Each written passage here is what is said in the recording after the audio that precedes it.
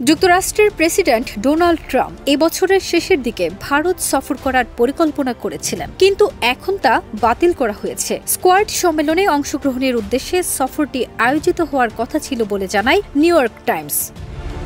এলএনই certified বিশ্বসেরা কপারে তৈরি Walton cables, যা আপনার স্থাপনাকে রাখবে সবসময় নিরাপদ।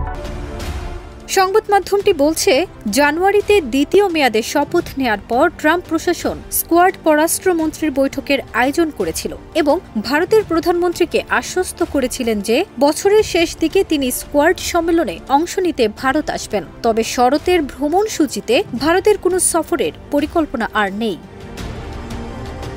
তবে বিশ্লেষকরা মনে করছেন, ভারতের প্রধানমন্ত্রী নরেন্দ্র মোদীর চীন সফরের কারণে ট্রাম্প ভারত সফরে আসছেন না। এ বিষয়ে এখনও যুক্তরাষ্ট্র বা ভারতের পক্ষ থেকে আনুষ্ঠানিক মন্তব্য পাওয়া যায়নি। চলতি বছরের শেষের দিকে ভারতের স্কোয়াডভুক্ত দেশগুলোর সম্মেলন হওয়ার কথা রয়েছে।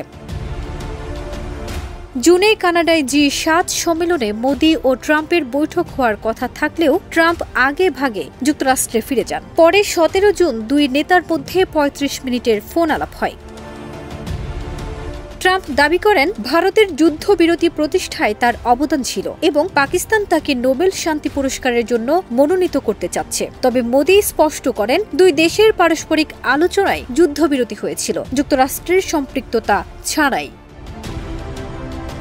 সাম্প্রতিক সময়ে বাণিজ্য ইস্যু এবং পাকিস্তানকে কেন্দ্র করে ট্রাম্পের মন্তব্য ভারতের মোদির অসন্তুষ্টির কারণ হয়ে দাঁড়িয়েছে। ফারজানা নিকিতা, দেশ রূপান্তর।